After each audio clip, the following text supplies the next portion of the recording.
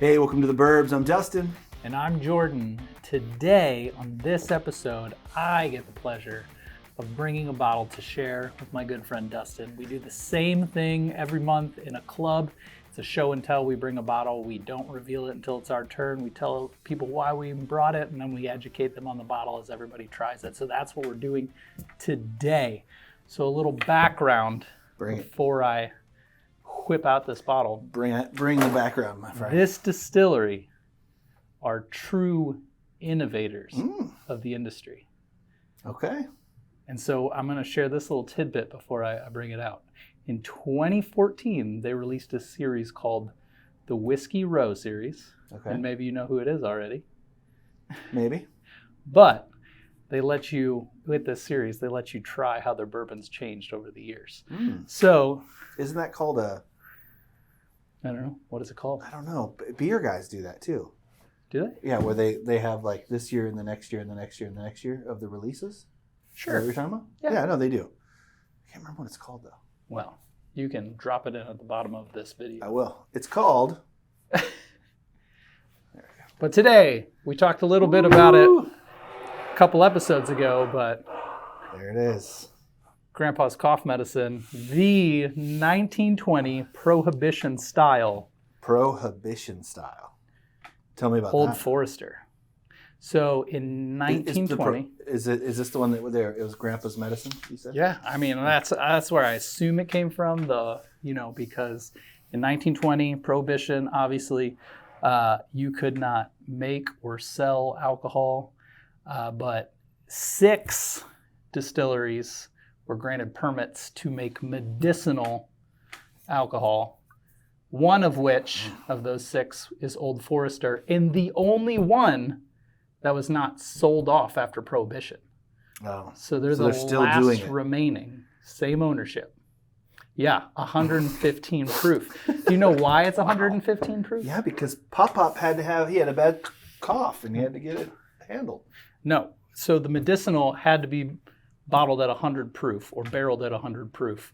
And then with the Angel Share, it would have been 115 proof. So do you know what the Angel Share is? Yeah.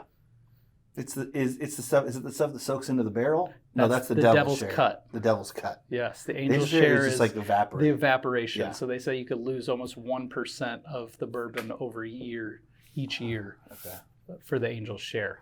And so today we have the 1920 Whiskey Row series, unopened. Whiskey Row. First real pour, so legit taste. We'll open it and talk about it, but I want to talk about some of the history of Old Forester because it is... Here's what I know about Old Forester. Old Forester has, I've had it before, but also they have bottles for pretty inexpensive. Yeah. And then they have like their birthday bottle was like $265 or something like that. Super MSRP. sought after. Yeah. Yeah. Every year in September to celebrate George Garvin Brown's birthday, they release this. George Garvin Brown. That's not as good as Aloysius. No, it's not. From last episode, but it looked dark. It does look dark. Well, it's 115%. I mean 115 proof. Everybody knows 115 proof is dark. Mm-hmm. Okay, so the mash bill of this is 72% corn, 18% rye, 10% malted barley. This doesn't smell as sweet on the nose as the last one. Remember how I said everything smells the same to me? Mm-hmm. This doesn't smell the same. You should be getting on your nose cherry. Nope. I get cherry. Nope. Caramel, dark chocolate, and then like a maple syrup and oaked spices. Oak. I can taste. I mean, I can smell a. I guess it's oak, but it smells woodsy, but it also smells charred. I really get the cherry.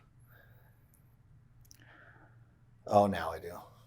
Yeah. That's the thing. Once you say it, anyone says I something. put it into your brain. So can I tell you? Do you want to keep tasting this, or can I tell you a little bit? No, tell me first.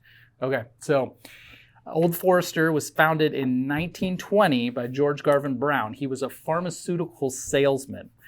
He takes credit for selling the first bottled bourbon in 1870. Wow. There's an 1870 part of the Whiskey Row series that you can get. It's 90 proof, and back then he used to sign each bottle to prove its guarantee. But I thought it had to be 100 proof.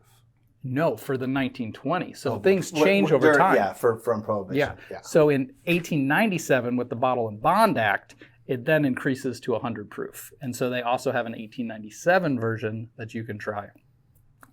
And then in 1910, so innovators is what I'm telling you, right? First one to bottle it.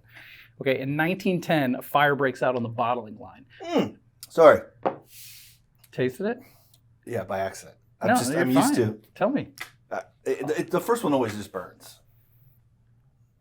And this might just burn. I mean, it's burning. It's still burning because of the proof. That's good. I like that. You like the burn? It sits with you. Yeah. It burns for a few seconds. So on the palate, they say caramel, malty nuttiness, graham cracker, green pepper, or was it green peppercorn? I didn't write it down. Coriander and cedar. Well, once I have a taste, then I really get the cherries coming through on the smell still.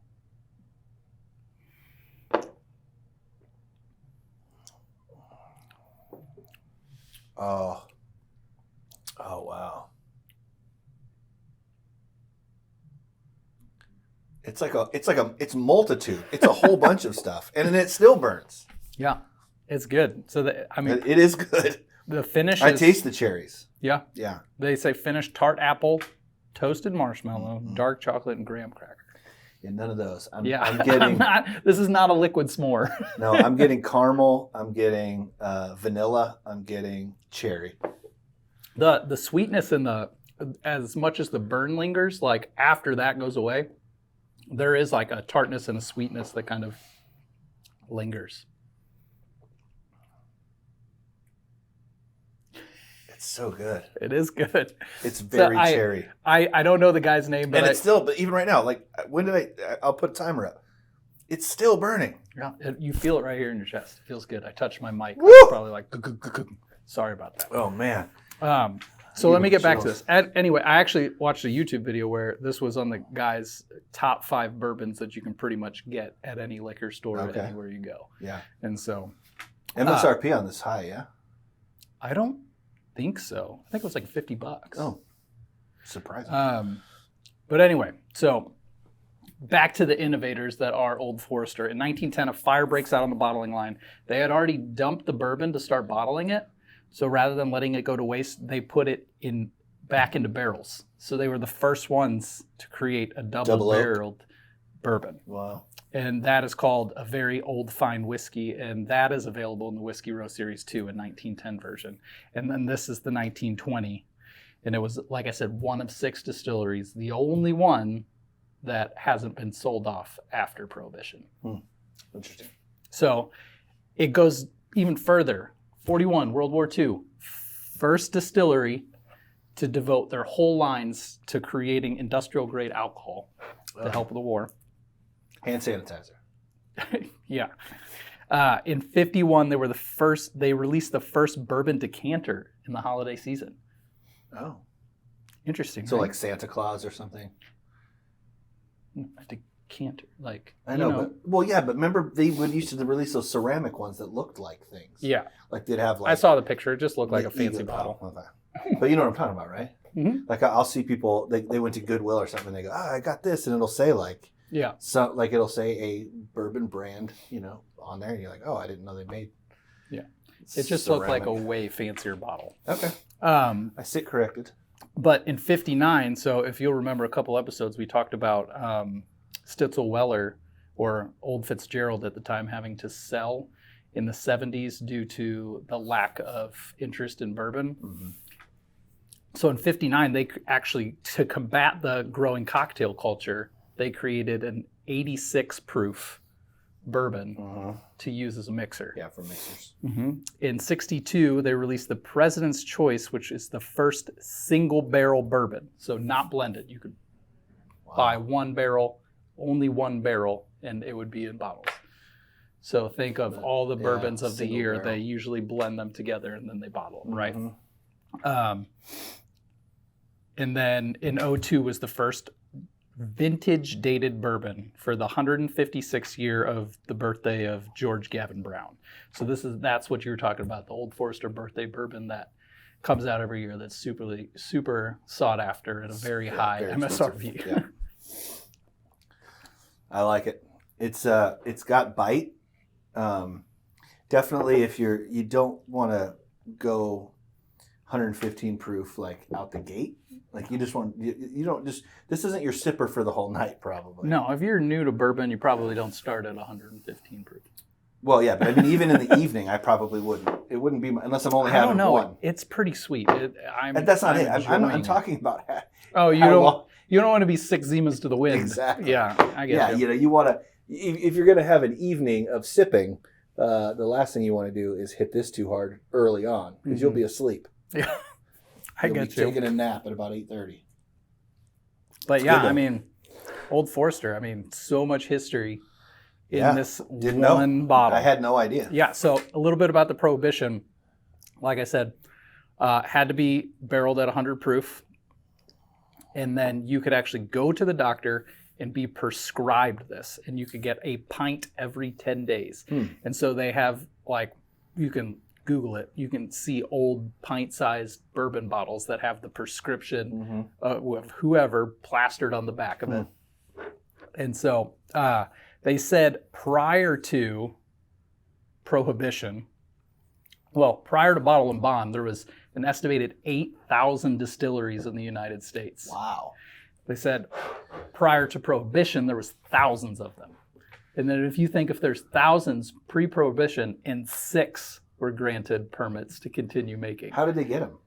The permits? I guess you apply for them. You know how government Sure, stuff but is. why would they give some to some and not to others? I don't know. Maybe it's your capabilities, your respect. Maybe they had to have a doctor. You're renowned. I mean, he was started as a pharmacist, maybe or he had pharmaceutical to have salesman. some sort of connection with the medical industry. But crazy, right? Super crazy. And interesting. It's always so interesting to find out about these bourbons or these distilleries that have been around for longer than both of us, like at our ages up, and they're way older. It's so interesting. Yeah, he started bottling in 1870. I didn't even know they had glass in 1870. I mean, I guess I did. Yeah, come on. Come on. Don't be a dum-dum. Old Forester. You know, I actually had a bit of a negative sort of outlook on Old Forester for a long time because I read the blogs, I look at the magazines and everything, and also just individuals' opinions on things. And I'd heard some pretty negative things about it, but I knew that they were talking about the lower end stuff.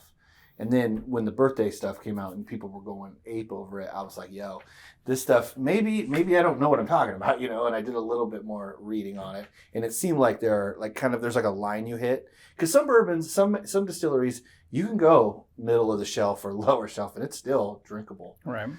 Apparently, not so much with this stuff. Okay. But once you hit that line, and which doesn't make a lot of sense. Right. I mean, you'd think you'd make great bourbon all the way through. And I know a lot of people love it.